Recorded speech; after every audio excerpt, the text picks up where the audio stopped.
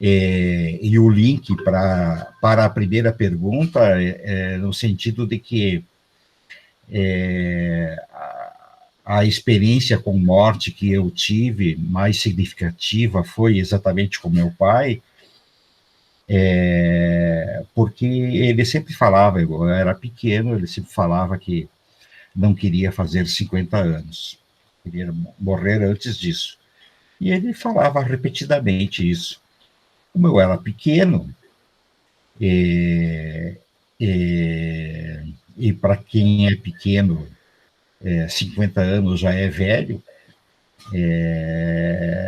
naquela época mais ainda, então eu achava natural e nem questionava. Mas eu fui ficando adolescente, entrei na fase da adolescência, aí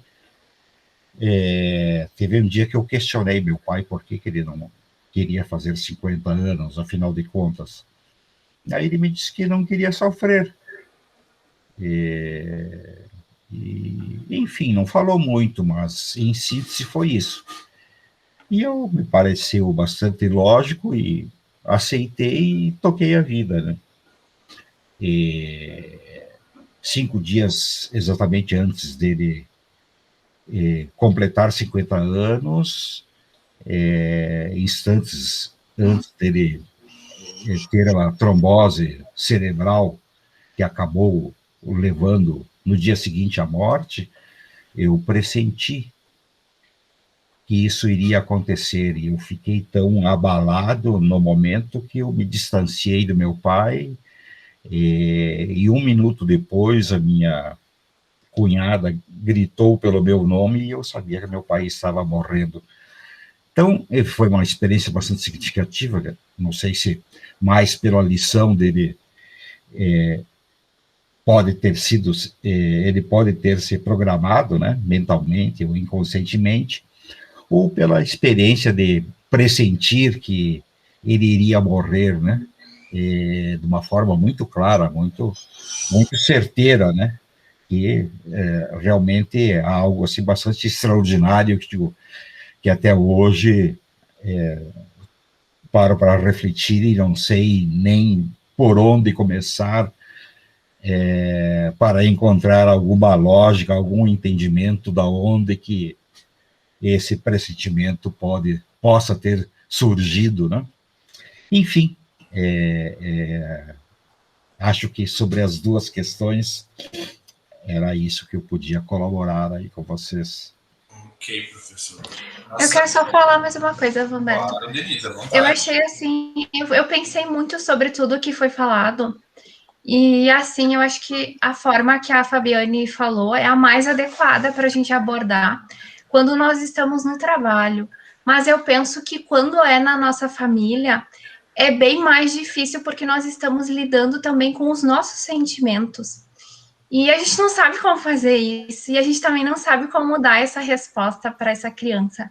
Então, eu acho que é um desafio bem grande quando a gente pensa sobre essas questões. Exatamente, Denise. Desculpa te falar, Fábio. Desculpa, Vamberto. É que a Denise falou dessa questão da família, né? Eu perdi meu pai quando eu tinha 7 anos de idade. Então, eu convivi com a morte desde muito cedo, né? Então, acho que essa questão de eu acreditar né, que a vida continua em outro lugar, em outro momento, em outro tempo, vai muito da questão também de que isso serviu de conforto para mim naquele momento, né? Então, eu acho que é nesse sentido. E aí a minha mãe sempre diz, ai, mas tu não vai ficar triste? Não, triste a gente fica, né? É diferente, triste. Eu não sei como é que vai ser também quando eu perder alguém muito próximo ainda de mim nesse momento, porque né, eu nunca mais perdi ninguém tão próximo. Não sei também como eu vou reagir com relação a isso, mas é algo que me conforta, assim.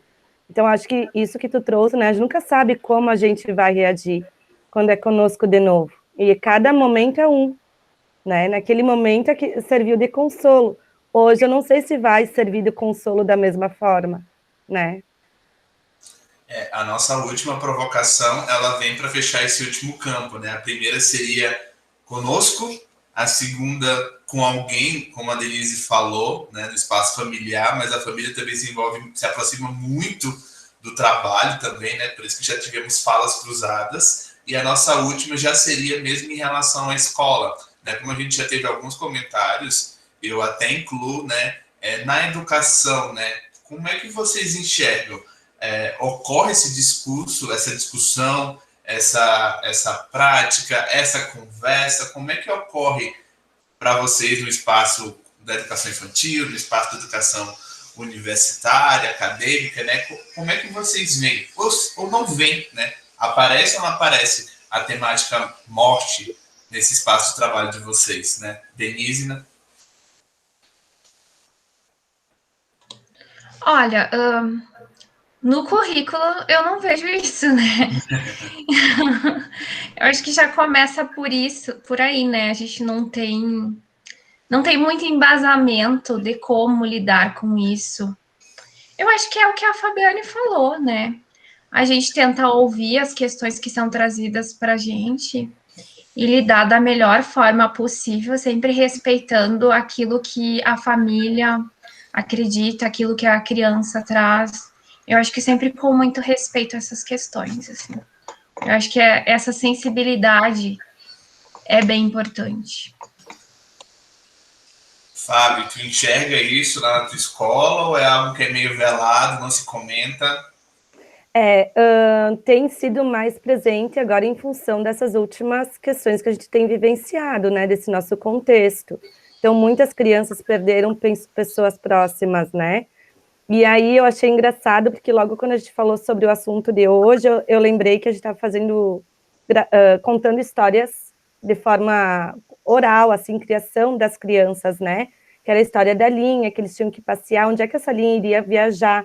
E aí, quando eles querem terminar a história, eles dão um fim para a Linha, né? Ela se afogou, o jacaré comeu, o crocodilo comeu a Linha, né? Então, eu achei muito interessante, porque isso apareceu em praticamente quase todas as histórias, quando nós queríamos concluir a história. Então, né, o que eles estão pensando sobre o que é esse fim, né? Como é que a gente dá fim a algo? Porque são crianças que escutam histórias, geralmente não são histórias que terminam de forma trágica, né? A gente tem o hábito de contar histórias que tem um final que dá intenção de continuidade depois, né? Continuou feliz, continuou vivendo com a sua família, né? Enfim. E eles não, eles concluem a história dando um fim para ela. Então, achei bem interessante, assim. Mas concordo com a Denise, não está no currículo de forma explícita, né? Aline, para você também, como é que funciona? Sim, eu estava até aqui trocando uma ideia com a minha colega. É algo que a gente não trabalha com as crianças, né? E nós tivemos na escola um episódio o mais próximo foi da perda de uma prof, né? E depois que isso aconteceu, aí foi feito um trabalho com a psicóloga, assistente social, com um grupo de professores, mas após esse acontecido. E aí estávamos lembrando aqui que teve uma oportunidade que a prof de educação física, ela trabalhou na visão mexicana, que era o Dia dos Mortos, né? Ela fez um trabalho com as crianças que eles veem a morte não como algo tão ruim, né? Que eles têm uma outra perspectiva. Mas é algo que a gente não trabalha, né, dentro da escola, né? Como eu falei, é um tema que a gente precisaria estar abordando, talvez mais, e mostrando, né, essas diferentes realidades, mas é algo que só quando acontece, depois do acontecido, é que a gente vai conversar sobre, né?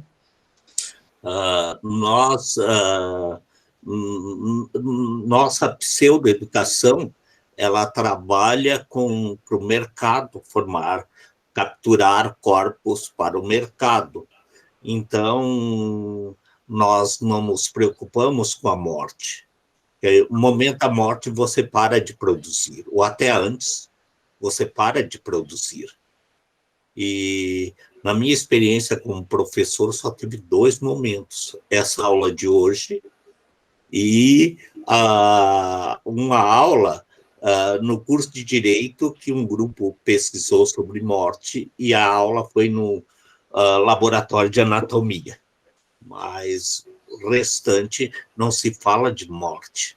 Nós queremos falar de coisas alegres, consumir. Você tem que se esforçar para ter um lugar no mercado de trabalho.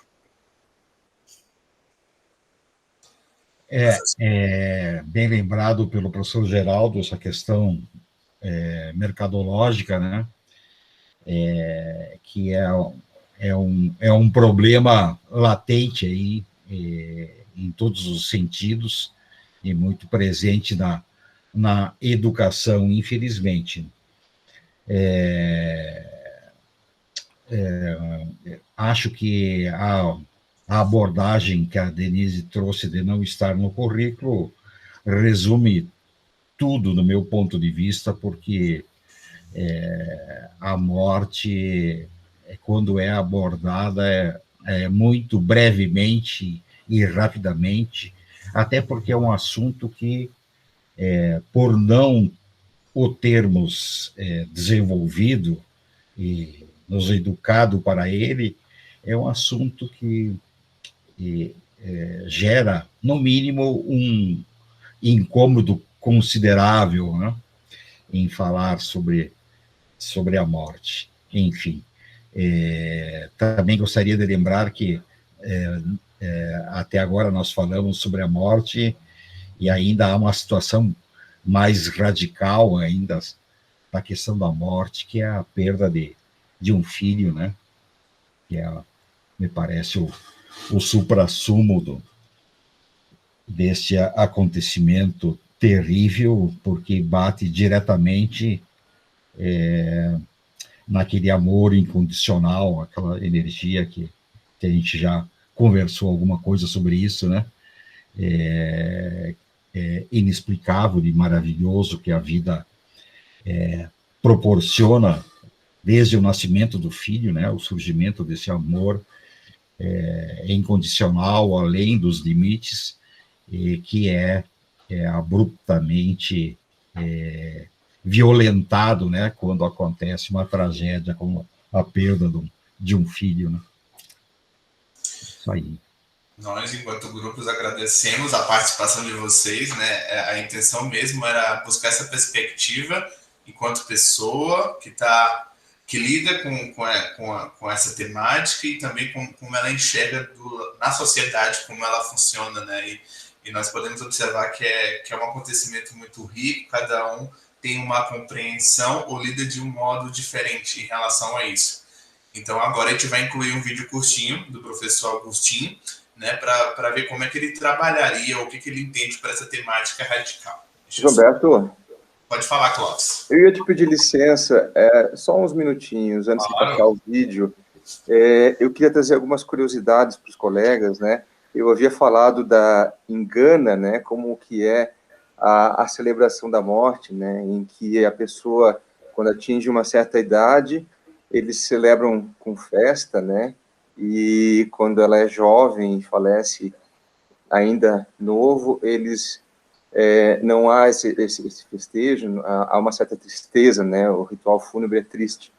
Eu falei isso na aula passada. E eu trouxe algumas curiosidades que eu queria repassar aos colegas, me dá licença, Vamberto, de... À vontade, à vontade.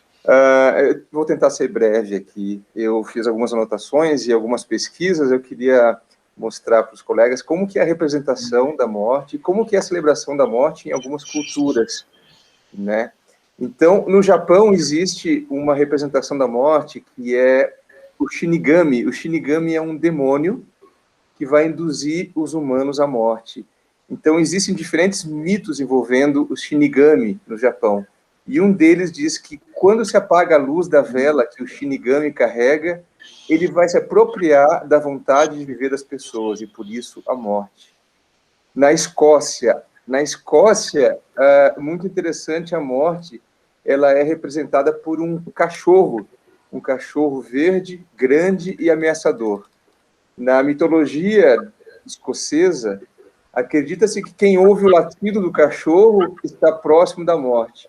E se você ouvir 3 latidos desse cachorro, é porque a hora de partir chegou. E o cachorro vai ser encarregado de levar a sua alma para outro mundo. Já na mitologia bretã, segundo essa mitologia, né, a mitologia bretã, o Ankou é um servo da morte. E de acordo com essa crença, ele é um homem magro, esquelético, com um ar misterioso, vestido com uma longa e grande capa preta e um chapéu de abas largas que vai esconder o rosto dele. Esse homem fica vagando pelo mundo, tentando achar almas que possam levar em sua carruagem embora para outro mundo. Eu também quero mostrar aqui algumas celebrações diferentes em algumas culturas, celebrações da morte, né? Então, como a gente viu ali, além da representação da morte ser diferente em várias culturas, a celebração e o ritual de passagem também né? Também são. Então, dependendo do país e da cultura, como eu falei antes, o luto é uma festa e não um momento de tristeza. Então, na tribo Yanomami, a tribo Yanomami da Venezuela, a celebração da morte consiste em fazer a cremação do cadáver e separar as cinzas dos ossos entre os parentes, né? Entregar as cinzas dos ossos para os parentes e para os membros da tribo. Depois, essas cinzas são misturadas em uma sopa feita com banana. E as pessoas vão ingerir essa sopa. Isso é feito para que as pessoas consigam absorver a energia vital do morto. Na Indonésia, existe uma tribo na Indonésia chamada tribo Dani, ou Dani. Normalmente, nessa tribo, o patriarca ou o chefe da família, ele tinha que cortar um pedaço do dedo da própria mão quando morria alguém da tribo, alguém importante da tribo. Essa era a forma de demonstrar dor e luto com a partida do ente querido. Hoje, essa prática é proibida no país, mas ainda você consegue encontrar pessoas mais velhas onde faltam alguns dedos da mão.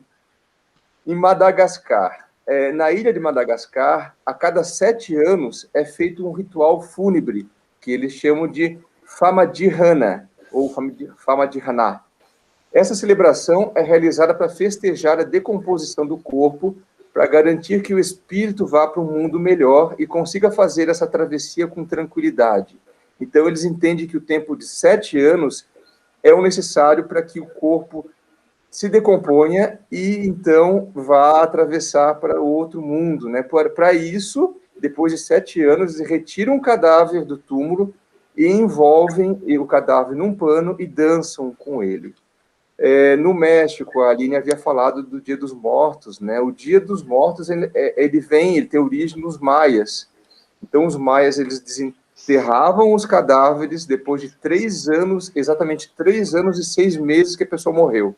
Eles retiram os ossos, lavam esses ossos e cobrem com panos cuidadosamente bordados. Depois, todos os anos, e aí, né, na véspera do Dia dos Mortos, esses ossos são colocados em um ossário, e isso é feito como uma forma de demonstrar respeito e honrar a memória do falecido para que ele nunca mais seja esquecido. E por última curiosidade que eu trago aqui é sobre a Índia, né? A Índia eu acho que é mais conhecido de todos. Os funerais na Índia, eles são realizados de acordo com a principal religião do país, que a gente sabe, o hinduísmo. Então, no hinduísmo, o hinduísmo ensina que o corpo é formado por 5 elementos: fogo, água, ar, terra e o éter. E quando uma pessoa morre, é por conta de um dos seus elementos ter se apagado. Então, os hindus, eles não sepultam os seus mortos, como a gente sabe, eles cremam. Por quê? Porque eles acreditam que se o corpo for queimado, o espírito poderá ser reencarnado novamente. Então, o rio Ganges, que é um rio sagrado para os hindus, né, é nesse rio que se concentra o ritual da cremação. Interessante que crianças de até 12 anos não são cremadas, elas são simplesmente jogadas no rio, o corpo delas, né? E a família fica observando o corpo do seu ente querido sendo queimado e, na sequência, jogam as cinzas do corpo no rio. Uma curiosidade é que diariamente são cremados cerca de 100 corpos no rio Ganges, na Índia. Então, essas eram as observações e curiosidades que eu queria trazer para vocês antes do vídeo que o Vanberto vai passar. Obrigado pela atenção. O vídeo seria já para trazer essa outra perspectiva que o Clóvis conseguiu pontuar muito bem que acontece em relação à morte em outras culturas. Deixa eu só deixar aqui. Deixa eu ampliar aqui. Não vai ser o vídeo todo. Só botar aqui.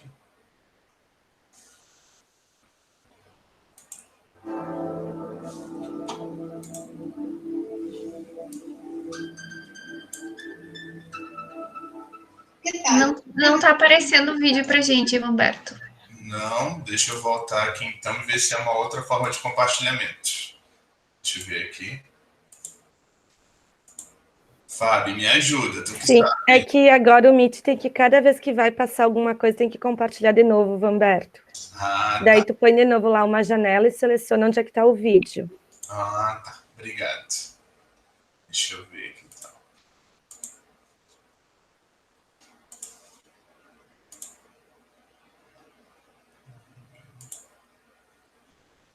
Tá, ótimo.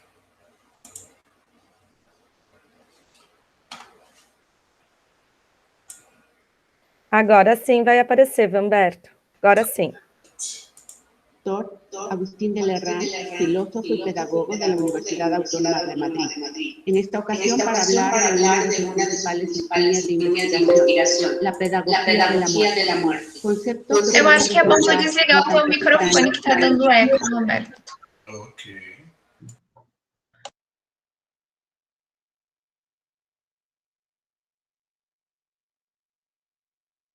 por lo que le pediría, doctor, explicarnos de qué se trata. Pues la pedagogía de la muerte es una disciplina emergente que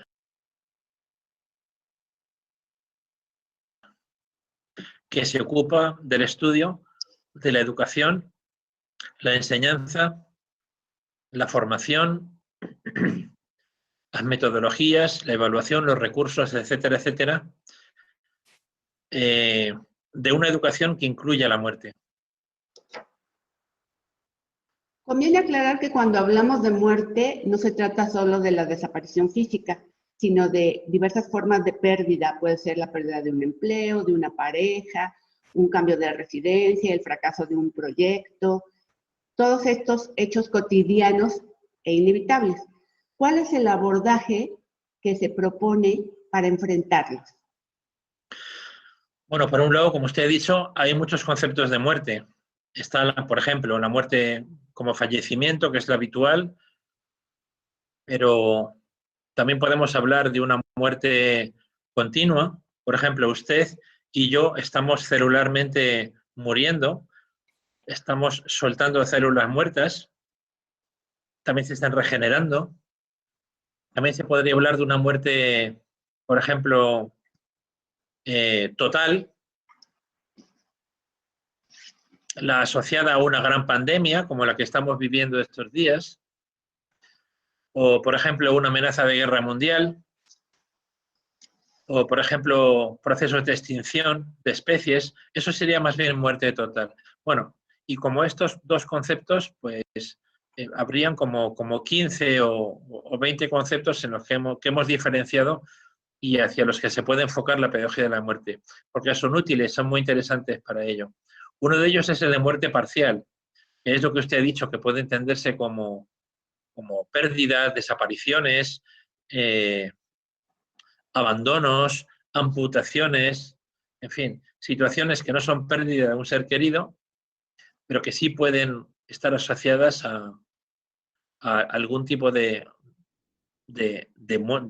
pérdida, y por lo tanto sí le hemos llamado muerte parcial, ¿no? Igual que hay, entre comillas, eternidades parciales, o por ejemplo, que es lo contrario, en los museos se conservan las cosas, o los recuerdos, o las fotografías, o todo esto es para conservar, para que no muera, darle la vuelta al concepto de muerte parcial.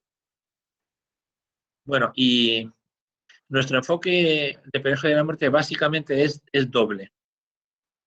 Por un lado estaría el enfoque curricular o el enfoque normalizador, es decir, la muerte está en la biología, la muerte está en la historia, es una ciencia articulada sobre muerte, la muerte corta a la literatura, la muerte corta al arte, la muerte corta hasta las matemáticas, por ejemplo, las estadísticas que nos están dando de de fallecimientos por la enfermedad COVID-19, etcétera, etcétera. Y también la muerte corta los temas transversales de toda la vida. Por ejemplo, corta la educación para la paz, obviamente, pero corta la educación vial, necesariamente. Corta la educación para la salud, el consumo, sexual, ambiental, etcétera, etcétera. Ese sería el primer enfoque, el enfoque, digamos, didáctico y normalizador de la pedagogía de la muerte. Y el segundo enfoque es aquel que dentro de la tutoría y dentro de la orientación capacitaría al educador o la educadora para saber cómo acompañar a un alumno o grupo de alumnos si han tenido una pérdida fuerte. Por ejemplo, nosotros estamos ahora elaborando un material gratuito que compartiremos con ustedes si quieren, que son pequeños vídeos de apoyo al profesorado para que sepan cómo acompañar y cómo también indirectamente preparar a las familias para que entre todos se sepa pues cómo actuar en estos casos. Ahora, cuando los centros educativos vuelvan a abrir, habrá muchas aulas, en España desde luego, en su país no lo sé, en donde habrá muchos niños, muchos alumnos que hayan perdido abuelitos o que hayan perdido padres o madres o que hayan perdido profes. Entonces, necesitamos ampliar el campo de la formación, en este caso de la orientación, de la tutoría, para poder dar respuesta.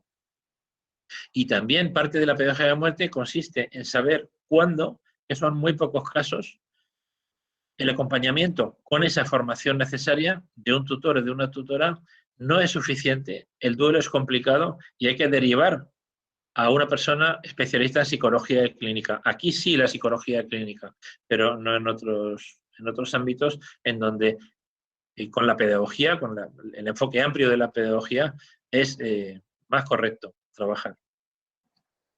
Volviendo a la muerte física, que es lo que nos rodea en gran parte de este tiempo, y que es la que suele generar más temor en los seres humanos. En algunas culturas orientales, las personas dedican 5 minutos de su día a pensar en la muerte. Todos los días dedican 5 minutos y piensan en la muerte. Y ese contacto con la finitud de la vida tiene importantes efectos en su capacidad para ser felices en el aquí y el ahora. Esta pedagogía de la muerte se relacionaría con la necesidad, con esta necesidad de ser conscientes de nuestra finitud y tener una perspectiva de la muerte diferente a la caótica que generalmente tenemos. Pues, por un lado, familiarizarse con la muerte es positivo. Obsesionarse con la muerte no es positivo. No se trata tanto de capacitarnos defensivamente para cuando llegue la muerte ajena o propia, no es eso, porque la muerte es mucho más. La muerte en principio no viene sola, está contextualizada con la vida y con la evolución, etc. Sí que puede ser muy útil, en todo caso, la enseñanza de Sócrates, del gran maestro. Y Sócrates nos enseñó a saber que no sabemos. Algo antes lo hizo Confucio, que en un diálogo con su discípulo Yeu le preguntó: Yeu, ¿qué es el conocimiento? Y dijo Yeu: no lo sé, maestro, ¿qué es el conocimiento? Y respondió Confucio: saber que se sabe lo que se sabe y saber que no se sabe lo que no se sabe. Me parece muy importante saber que sobre la muerte no sabemos nada y que por lo tanto todo aquello que consista en elaborar a partir de esa conciencia y de esa claridad o de esa lucidez de no saber, será ficticio. Yo creo que las religiones y también las filosofías han hecho muchísimo daño a la educación, por lo tanto a la pedagogía, en la medida que es la ciencia de la educación por antonomasia. Creo que es mucho más útil, insisto, la meditación, desde el no saber, deteniendo el pensamiento. Y automáticamente eso se traduce en crecimiento, se traduce en conciencia. Y esa conciencia a lo mejor puede llegar a distinguir entre la ficción y la realidad. Una cosa es la muerte y otra cosa es lo que hemos llamado perimuerte, todo lo que está alrededor de la muerte. Lo que está alrededor de la muerte no es muerte. O sea, sobre la muerte en sentido estricto, yo creo que no hay nada que pensar.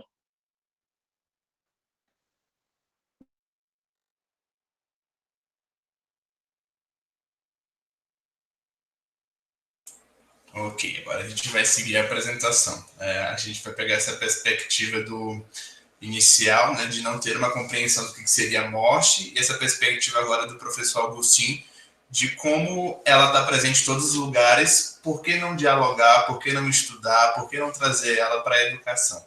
Vou projetar a apresentação da gente novamente. Deixa eu apresentar aqui, Roberto, daí eu vou acompanhando. Com licença.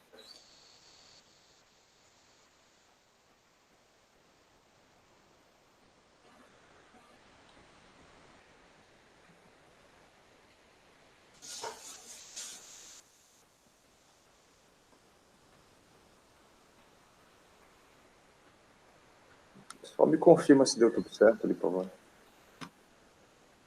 Por enquanto não abriu, Cláudio. Está abrindo. Isso. Seria o quinto.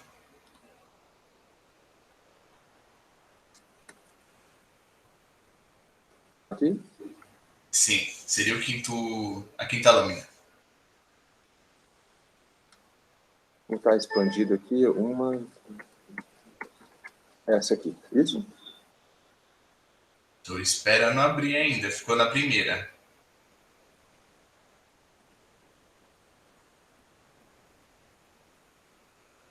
Está meio lento.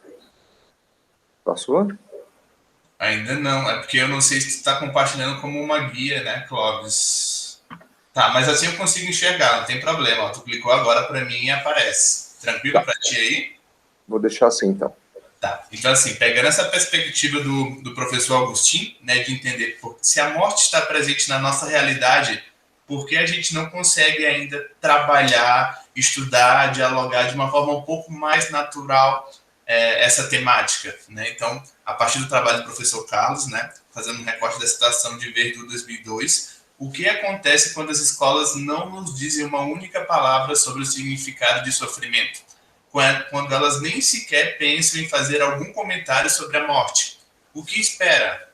E ele acrescenta, o ensinamento sem morte é a morte absoluta de ensinar. Porque não tentar o que mais importa desqualifica qualquer instituição sobre o conhecimento.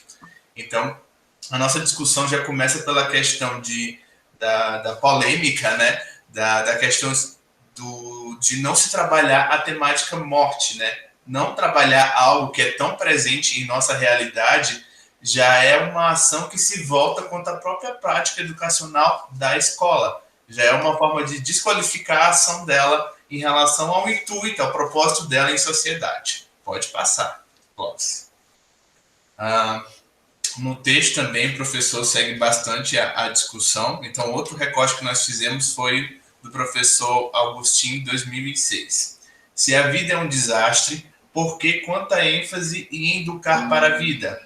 Terá que se educar para mudar quase tudo e fazer isso para melhorar a vida e a morte. Os adultos, segundo Osho, nunca receberam um método para enfrentar a morte. A sociedade lhe preparou para a vida, mas ninguém o ensinou a estar preparado para a morte. Precisam tanto da educação para a morte como para a vida. A educação para a morte poderia ser um desses temas essenciais e inexistentes da educação. Não somente a mudança climática deve inflamar o alarme do bom senso. Infelizmente, as mudanças mais desejadas são geralmente periféricas. Então, novamente, o professor Agustin reforça que a nossa educação, no momento, ela se preocupa em ensinar, em formar o sujeito para que ele aprenda, para que ele tenha uma profissão, para que ele tenha uma mobilidade social, mas ela não prepara, ela não instrui para a situação de morte, né? Para a situação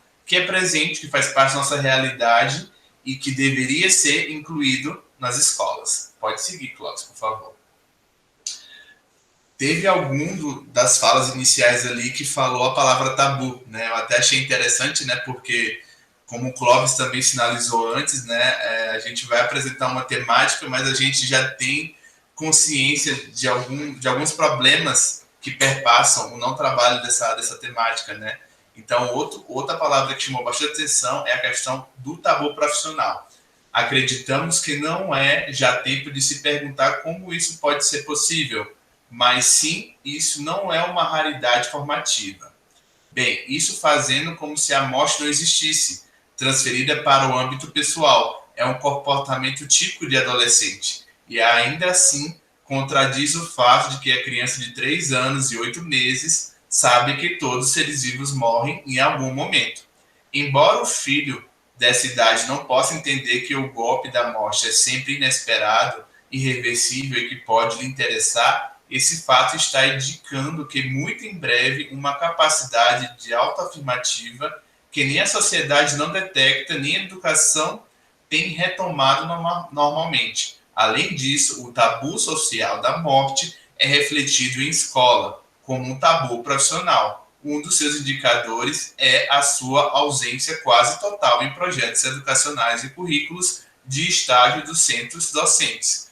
Então, aqui de novo, o Agostinho ele reforça a questão de se a morte não é trabalhada na educação, automaticamente há um tabu profissional sobre essa temática. E lá em cima ele até compara com a questão de que chega até a parecer um pouco cômico, né? Porque, assim, como assim eu não vou discutir sobre a morte? Chega a aproximar um pouco do pensamento de adolescente que acha que vai viver e fazer tudo para sempre, né? E que causa situações como da criança ali que tem noção de que alguém pode sumir, mas que não tem esse aparato para o aprofundamento dessa situação. Pode seguir, Clóvis.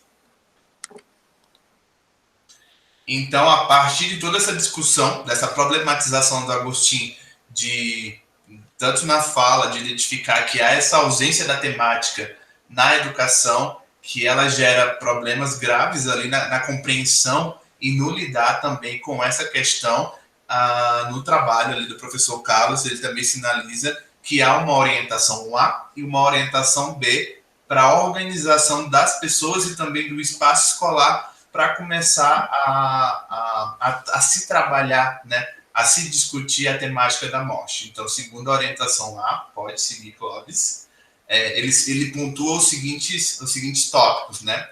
Tem que se criar uma didática curricular para trabalhar essa temática. E essa didática, ela tem que atravessar todos os conhecimentos, já que a morte é algo que está presente em todos os campos, né? Ciência, história, geografia. Então, cria-se uma didática curricular com normas ou diretrizes que se propunha a trabalhar essa temática. Ela tem que atravessar todas as áreas de conhecimento. O terceiro ponto é uma questão radical voltada para a educação da consciência, porque é uma questão que faz parte da vida das pessoas, então é necessário o trabalho dela também para uma compreensão, uma consciência dessa situação que todos passam. O quinto ponto, a aprendizagem de conteúdos da ciência evolucionária, porque traz essa compreensão, né, de que a vida não é só esse surgir e esse potencializado surgir, sendo que ela também tem uma finitude que precisa ser compreendida, que precisa ser dialogada. O quinto ponto, desaprender os medos, preconceitos, mitos e ritos em torno da morte, que eu acho que, pelo menos em mim, nas falas iniciais ali, teve vários momentos em que eu me arrepiei, que eu senti um aperto no coração. Então, há uma certa carga que é um pouco depreciativa, né? Que é um pouco para baixo em relação a essa temática. Então, se é algo presente na nossa vida, que é algo que faz parte dela, por que ter isso em cima dela, né? Então, outro ponto que o professor Agostinho sinaliza, temos que desaprender todos esses pontos que estão ligados à temática da morte. E o último, em relação à orientação A, é reaprender de modo consciente sobre a educação, sobre a orientação para a vida, de que ela faz parte da vida, de que ela se alinha junto ao processo do surgimento, né? O professor também, ele comenta que a partir do momento que a gente surge, células estão morrendo todo dia. Então, a morte também, ela não é só um processo que acontece no final, quando a pessoa já não está mais presente fisicamente, mas é um processo que ela já acontece quando a pessoa já está em vida. Pode seguir, Clóvis. Aí a orientação B, pode seguir também, por favor. Já trabalha os aspectos voltados para o espaço educacional. Então, como primeiro ponto, o professor Agostinho pontua, né? Lidar com a perda perto da criança ou do adolescente, né? O ensino, a educação, ela tem que estar ciente de que essa é uma situação que está presente na vida dos alunos e que tem que servir como norte para começar a organizar esse currículo, né? Segundo ponto, aplicável a pais e professores. Então, se eu tenho uma situação, que é a situação de perda, que esses alunos podem passar, quais são as pessoas que estão próximas a ele, que têm que estarem preparadas para dar esse suporte educacional? Ele pontua pais e professores. E no terceiro ponto, deixa eu ver. Isso, no terceiro ponto, ele amplia. Ele fala que tem que ter um desenvolvimento de todos os agentes educacionais. Então, sempre um ponto ligado ao outro, né? Eu crio uma didática do currículo para trabalhar essa temática, para lidar com essas situações, né? Ou com esse contexto que é presente em sociedade. Eu preparo os professores, preparo os pais e automaticamente eu tenho agentes educacionais voltados a lidar com essa temática. Quarto ponto, uso de planejamento e fundamentação máxima. Então, tem que se ter um trabalho de estudo, de debate, de preparação de material para serem executados ou serem aplicados, serem trabalhados de forma pedagógica mesmo no espaço escolar. Quinto ponto, desenvolvimento a partir da necessidade, experiência e elaboração da criança.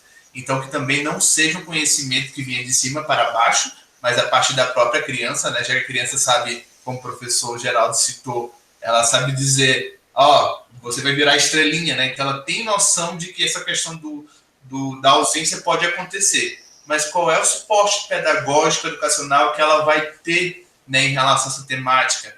Para que ela entenda que é um processo natural, que faz parte, que ela não tem que sofrer, né, que ela não tem que entender isso como um caos ou uma perda retirada dela e que todos passarão por isso. E o último ponto é um tutor responsável pela orientação. Temos que ter profissionais dentro do espaço escolar que estejam capacitados, que estejam cientes desse currículo, da temática da morte e que sirvam como os primeiros que vão trabalhar de forma pedagógica isso nas escolas, né? Pode seguir, Clóvis. A partir dessa primeira organização das pessoas e do espaço escolar, ele também elenca 8 princípios, né, que ele acha importante em relação à temática da morte. O primeiro é princípio da coerência e exemplaridade. Acima de tudo, ensinar é ser ensinado. Parece um imperativo que foi refletido e amadurecido. Isso nos traz além da prática reflexiva e nos leva à indagação e à autocrítica, com uma mudança interna incluída. Desde este princípio, a comunicação didática se encaixa como um processo de autoformação e crescimento de todos. Erangascon. Então, é de novo trazer essa temática para o espaço educacional, dialogar ela a partir desse aluno e tornar ela presente, ensinar para ser ensinado. Pode passar para o segundo princípio. No segundo princípio, o Eran, ele pontua, né, a interiorização e evolução humana. Educar para interiorização é fazer isso desde a sua indagação, para o seu crescimento pessoal e cooperar na melhoria da humanidade da qual faz parte. Então, se eu tenho uma educação que já prepara para essa troca, para esse entendimento do que seria a morte, automaticamente eu tenho uma ação de humanidade. Há um crescimento desse grupo, né, de forma pessoal e de modo coletivo também. Pode seguir, Clóvis. E o terceiro princípio seria o princípio do aconchego e da clareza para a qualidade. A criança não precisa ser enganada. As crianças sabem sobre a morte e nos pedem clareza.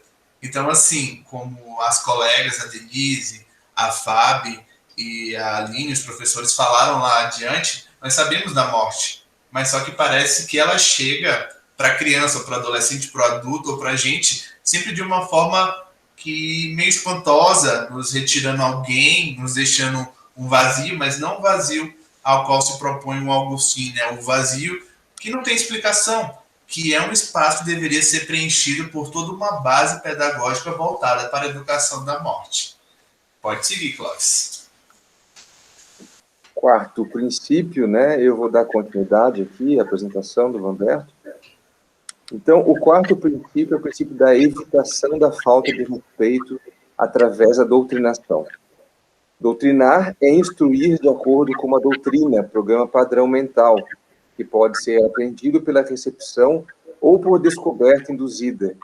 Cometeremos menos erros enquanto educar para a morte, se nossas premissas não vierem daquela certeza onde, por angústia e por estética, a razão é disfarçada.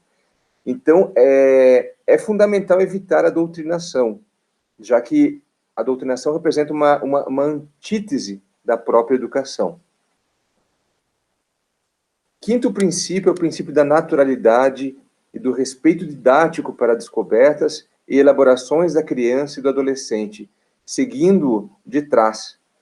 Isso pode ser feito de modo a ser protagonista crítico e criativo de sua pesquisa na vida, não respondendo ao que ele não pede, não tapando os seus ouvidos. Então, ou seja, né, ter uma postura natural e ética perante as crianças e os adolescentes, sem deixar de exercer o papel de pedagogo, quer seja por parte dos pais, quer seja por parte dos professores.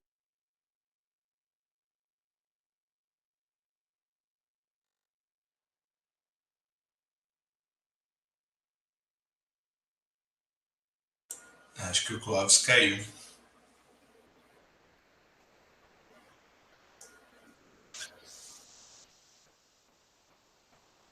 Só esperar ele voltar, professor. Tá ok. Tá ok. E eu falando com meus botões aqui, eu quero lançar um desafio de trabalhar uma live sobre essa temática. Tem um canal em Santa Maria, do Roberto Cremona. Eu creio que a gente podia fazer uma live lá. É um canal muito interessante. E é muito interessante divulgar. Também propor para o pessoal do Dinter alguma coisa nesse sentido. Eu acho que é uma temática que a gente deve aproveitar, não como modismo, mas como uma outra reflexão em termos de educação. O que vocês acham? A gente topa. Eu falei pelo Clóvis já. Oi. Acho que caiu minha internet aqui, né? Estamos te escutando, Clóvis. Vocês estavam... em qual princípio que eu parei? Eu estava no sétimo? Quinto, desculpa, caiu minha internet aqui. Sem problemas. Vou retornar aqui a apresentação. Estava falando sozinho. Vamos lá. Quinto princípio, então, eu vou repetir, não sei se vocês já ouviram, né? O princípio da naturalidade e do respeito didático para descobertas, elaborações da criança e do adolescente seguindo de trás. Isso pode ser feito de modo a ser protagonista crítico e criativo de sua pesquisa na vida, não respondendo ao que ele não pede, não tapando os seus ouvidos. Então, ou seja, né, uma postura natural, ter uma postura natural e ética perante as crianças e os adolescentes, sem deixar de exercer o papel de pedagogo, quer seja por parte dos pais, quer seja por parte dos professores. O sexto princípio é o início da dúvida e da autoconstrução. A dúvida é, como disse Russell, uma qualidade de conhecimento. Sua educação exige educar para que tudo que pode colocá-lo em função de um pensamento próprio, falível e imutável. Então, esse princípio trata da necessidade de uma formação dentro dos princípios mais elementares que a educação pode oferecer, sem em nenhum momento reivindicar procedimentos extraordinários. No sétimo princípio, nós temos o princípio da dúvida e da adequação. Cada opção parcial tem um imperativo pedagógico de respeito ao direito à diversidade, dependendo de um progressivo aprendizado para ser mais e melhor. Então, nesse princípio, né, entende-se que também pode ser interpretado como um princípio de flexibilidade, tanto pela dúvida como pela adequação que ele se refere, pois há que se respeitar sempre o nível de desenvolvimento formativo de cada um na medida do possível. O 8º princípio é o princípio da avaliação formativa global imediata. A educação para a morte é um campo formativo de desenvolvimento lento, tem de ser visto no contexto da maturidade pessoal, as circunstâncias nos diferentes estágios psíquicos, educacionais e da cultura da criança e escola. As mudanças podem ser variáveis. Em perdas significativas, poderia ter efeitos Guadiana. A observação sensível é crucial. Então, Guadiana, na verdade, é um rio, né, que atravessa a Espanha e Portugal. E esse seria, né, um fenômeno em que o rio Guadiana, aparece e desaparece. Então, pode-se concluir que, a partir desse princípio, para se atingir uma maturidade sadia, inúmeras variáveis são necessárias, e não resta dúvidas de que a educação para a morte é uma dessas variáveis. Então, agora eu vou falar dos recursos didáticos da educação para a morte, né? A educação para a morte pode se desenvolver através de vários recursos didáticos e que são úteis para todas as abordagens metodológicas. Então, recursos úteis para o desenvolvimento de educação para a morte. Nomes ou denominações da morte, provérbios populares, dias marcantes, né, ou notáveis, mitos, histórias tradicionais e modernas, vídeos, filmes, séries, peças de teatro, poemas, músicas, obras musicais, recursos naturais e botânica relacionada, alimentos típicos, símbolos relacionados, obras de arte, sequências para educação infantil, produções de alunos e outros recursos, né, que aportem os alunos, como epitáfios, ditos, fatos, trechos e apetrechos, histórias selecionadas para crianças e adolescentes de acordo com as idades, objetivos e situações, bibliografias para a formação de professores, educadores, etc.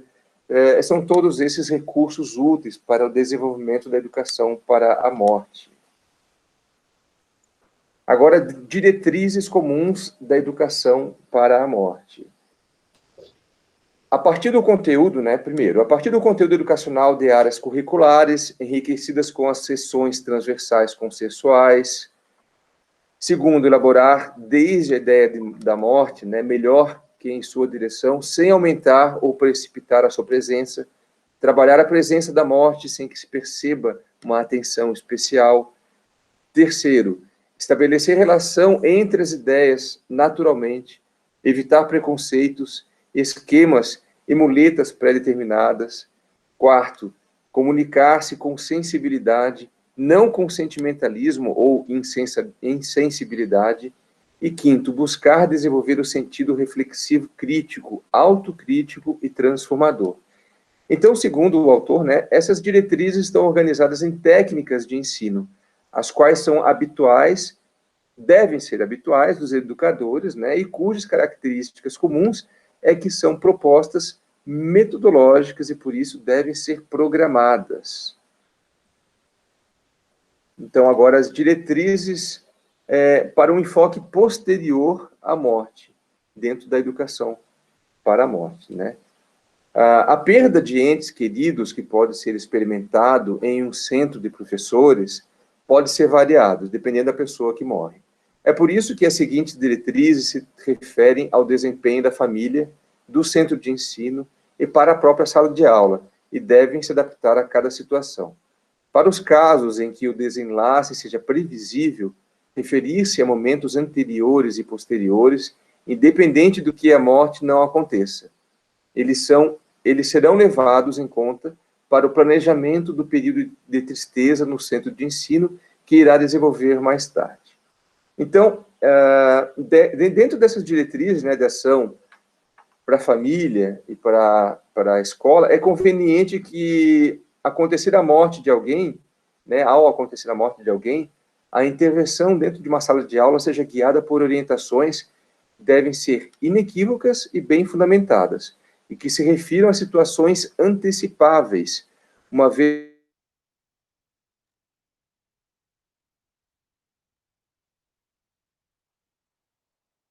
Deixa eu avisar ele.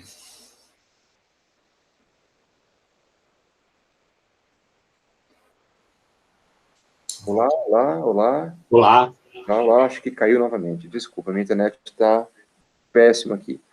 Vou retomar aqui a apresentação. Desculpa.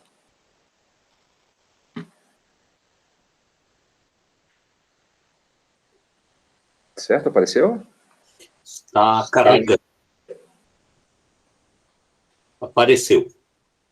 Certo. Então, eu estava falando das diretrizes para um enfoque posterior à morte. Eu não sei se eu já li esse slide. Eu vou ler novamente, se alguém não assistiu, né? A perda de entes queridos que pode ser experimentada em um centro de professores pode ser variado, dependendo da pessoa que morre. É por isso que as seguintes diretrizes se referem ao desempenho da família, do centro de ensino e para a própria sala de aula, e deve se adaptar a cada situação. Para os casos em que desenlace, né, a morte seja previsível, referir-se a momentos anteriores e posteriores, independente de que a morte não aconteça. Eles serão levados em conta para o planejamento do período de tristeza posterior, né, no centro de ensino, que irá desenvolver mais tarde. Então, dentro dessas diretrizes da ação, é conveniente que acontecer a morte de alguém, né, a intervenção numa sala de aula seja guiada por orientações que devem ser inequívocas e bem fundamentadas, e que se refiram a situações antecipáveis, né, uma vez que a educação sempre é uma tarefa compartilhada e em formação, em que o caminho mais curto é a linha que atravessa a própria família. Então, são propostas várias diretrizes para ação na própria família, no lar, né, que devem ser canalizadas sempre pensando na criança antes do que em outras referências externas. Agora, o planejamento para o período da dor na educação para a morte. O planejamento do período de luto no centro de ensino requer a conjunção de vários fatores. Por um lado, informação e coordenação familiar adequada com pai, mãe ou parentes.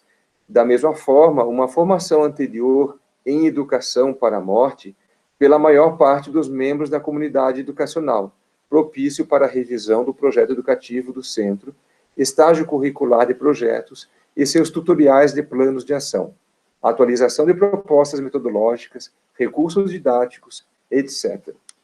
É relevante não atribuir apenas um propósito defensivo, mas também uma intencionalidade educativa. É conveniente uma revisão e consenso do período de luto e adaptação do seu protocolo de desempenho, procedimento adaptativo para a situação, para a idade, para o centro e para a cultura da família. Então, agora, o período de luto na educação para a morte.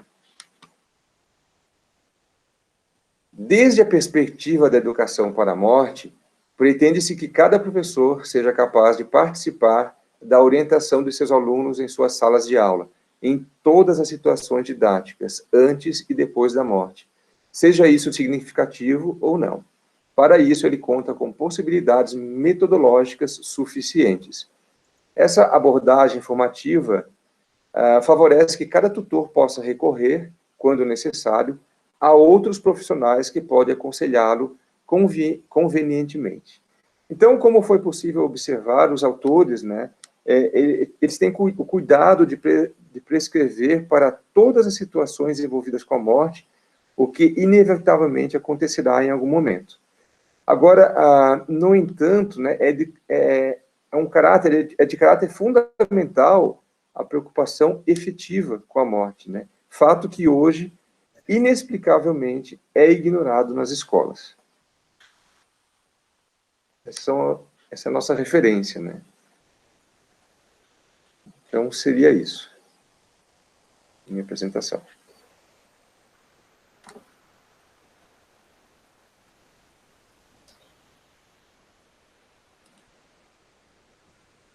Eu não sei se o grupo teria mais alguma coisa. Eu só teria mais uma coisa, assim, depois da questão da fala de vocês, da questão de todo esse trabalho que é do professor Agostinho e que foi também retirado ali da tese do professor Carlos, né? É possível, enfim, pensar em educação para a morte? É visível? O que vocês acham agora, se ainda há muitas dificuldades ainda para que isso possa ser aplicado ou não na nossa educação? Eu penso que primeiro é um desafio, né? Porque para que possamos ensinar alguma coisa, considerando a nossa cultura, nós temos que levar em conta os nossos preconceitos pessoais, que é de cada um, né? As nossas crenças, os nossos medos. Eu acredito que a aprendizagem ela tem que começar por nós, para que possamos, a partir daí, então, desprovidos de todo esse preconceito, aprender e depois ensinar, né? Porque a gente fala muito dos nossos sentimentos, dos nossos preconceitos, mas afinal, o que é a morte? Não tem essa resposta ainda.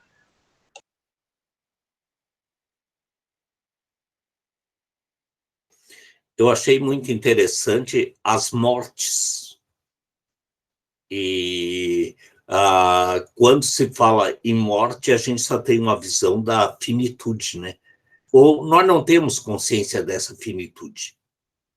Nós sabemos que somos finitos, mas nós vivemos como se fôssemos infinitos. E vocês não pensem que essa pedagogia da morte é um tema novo e é um tema encarado pelo Agostinho. Eu me lembro numa banca que eu estava na Universidade de Madrid, foi numa banca de um rapaz que demorou 10 anos para fazer a tese. Demorou 10 anos para fazer a tese, e a tese dele tinha 15 capítulos. 15 capítulos. Uma tese de 600 páginas. Nós saímos da banca e lá, normalmente, eu até gostaria que vocês pensassem, no dia da defesa, a prática é que o doutor, no final da banca, pague um jantar para todos. Então, que nós colocamos essa situação em prática no Brasil. Brincadeira. Nós saímos, mas como o Carlos Carrilho era de Granada e terminou um pouco tarde da noite, daí nós fomos comemorar na casa do professor Amarildo. Eu lembro que eu fui num táxi com a professora da Universidade de Granada e outra da Universidade de Algarves, que é a Carolina. E eu me lembro as duas brincando uma com a outra. O Agostinho, com esse negócio da pedagogia da morte, não, longe de mim essa questão de pedagogia da morte. Então, em todos os meios ainda nós temos um senso comum a respeito da pedagogia da morte. Mas eu creio que pode se tornar um desafio nós colocarmos essa temática, trazermos e lançarmos essa temática, porque, de repente, pedagogia da morte em tempos de coronavírus. Acho que esse momento ele chamou um pouco mais a atenção de todos nós, no sentido da nossa finitude, das nossas incertezas. As nossas incertezas, que hoje nós estamos bem, amanhã poderemos não estar. Então, eu creio que é um momento apropriado para se trabalhar essa temática. Agora, eu creio que se fizer, por exemplo, no meio de um curso com várias oficinas, e colocar a oficina Pedagogia da Morte, provavelmente não vai dar muitos inscritos, ou talvez não dê nem inscritos, porque é uma temática que não atrai, não questão aos olhos inicialmente. E ela não é só, ela é necessária em termos de educação. Eu vejo que ela é necessária. E também analiso que foi um momento muito rico em termos de reflexão, em termos de aula, porque foi uma aula que nós conseguimos refletir sobre nós próprios, nossas concepções, que por mais que você estude dentro da filosofia, você carrega teologia, tem uma visão filosófica, uma visão teológica, você carrega elementos de sua trajetória de vida, e que esses elementos são muito fortes, inclusive pelos limitantes sociais.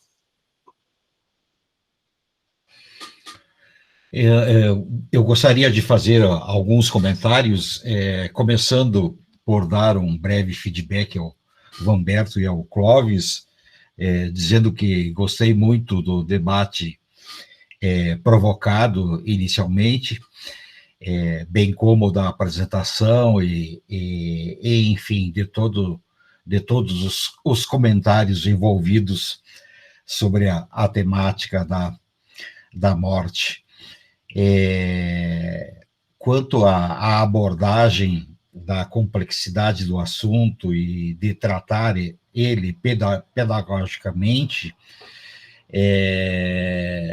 eu gostaria de ressaltar que que além dessa dificuldade nessa temática, ela é mais ou menos comum para os outros temas radicais também.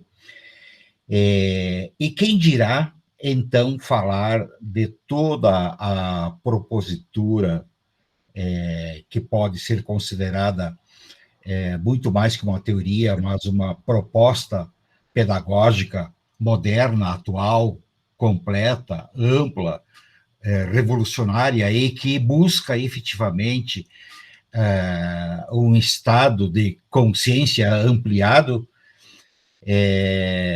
Então, o desafio fica extraordinariamente maior, né? Infinitamente maior. E quando eu me recordo da proposta do professor Geraldo a Aline, para ela, na sua condição, ter a oportunidade de avançar nisso, eu penso que a Aline está numa situação bastante privilegiada, na medida em que ela poderia ser um dos pontos propulsores de uma revolução necessária para a educação, não só em nosso país, mas em todo o nosso planeta, pois, como nós já comentamos anteriormente, a educação, de um modo geral, tem muita dificuldade de agregar novas abordagens, ela é bastante inflexível de uma forma geral, e com isso a própria dificuldade de se atualizar às necessidades formativas, né, para o ser humano, mas que, enfim, ter a oportunidade de poder transformar isso é algo bastante dignificante como ser humano, como pedagogos, enfim, como amantes da educação e como amantes da vida, né? Então, eu quero aqui deixar parabéns ao Vanberto e ao Clóvis, aos demais colegas pelas suas participações, e reforçar a proposta do Geraldo para a Aline, para ela, quem sabe, pensar mais profundamente de ser esse ponto, um dos pontos revolucionadores da educação mundial, a partir de uma implementação dos princípios que norteiam todo esse direcionamento à consciência do ser humano, muito além da própria prática e transformação em disciplinas, e a transformação do próprio currículo em 3D, né, implantando os temas radicais mas a conjuntura desses princípios que buscam ser o mais completos possíveis e atualizados dentro do que se construiu até esse momento. Amanhã, futuramente, certamente, esse quadro se modifica, se amplia e haverá necessidade de novas abordagens, mas é um processo contínuo que deveremos perseguir como um todo. Obrigado a todos.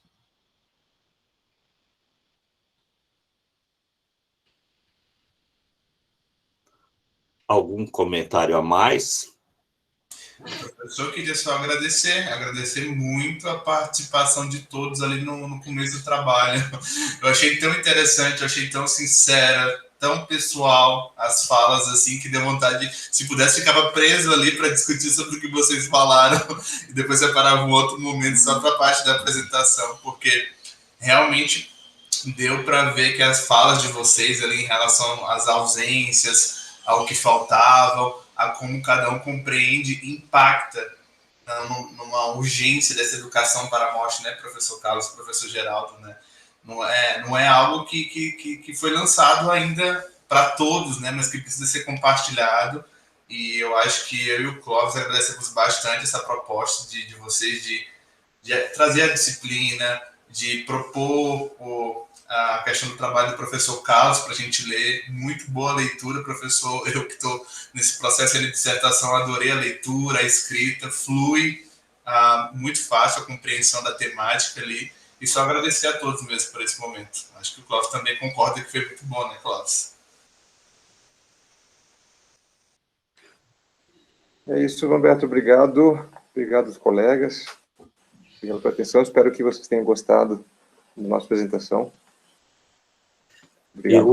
Eu gostei muito da apresentação, tanto que eu gostei, que eu lancei um desafio enquanto você estava fora, o Clóvis. E o Carlos aí, para nós fazermos uma live no canal do YouTube do Roberto Cremona, da Universidade Federal de Santa Maria. Vocês topam esse desafio? Por mim, tudo bem. Vamos, Clóvis. Eu acho que o Clóvis travou novamente. Se ele não responde, ele está dizendo sim. Já está gravado, né, professor? Já está aprovado. Carlos, vamos fazer isso? Vamos, com certeza. Eu vou em contato com a Marildo hoje, e daí vamos marcar, daí nós divulgamos para o grupo. E eu creio que as temáticas que são discutidas aqui em sala de aula, nós poderíamos levar para outros espaços. O que vocês acham? Nós temos a criança pedagoga na próxima aula, que é a Denise e a Fabiane, né? Criança pedagoga. Sim, a Fabiane me aceitou para fazer dupla com ela. Muito bem, então se aceitaram mutuamente. Nos aceitamos. Exatamente. Professor Geraldo, eu acho que caberia bem propor lá para o professor Amarildo, já que nós já debatemos esse assunto e já avançamos um pouco sobre ele, creio que temos condições de realizar uma mesa redonda sobre o tema, ou os temas. Lá com o PPGE de Santa Maria? Enfim. Ok, eu vou propor uma mesa redonda junto ao PPGE ou no canal Roberto Cremona, que daí é nacional o canal dele. Sim. Eu pensei no canal, né? E abrindo, pode abrir para o programa de educação da Universidade de Santa Maria, acho que bem interessante também aí.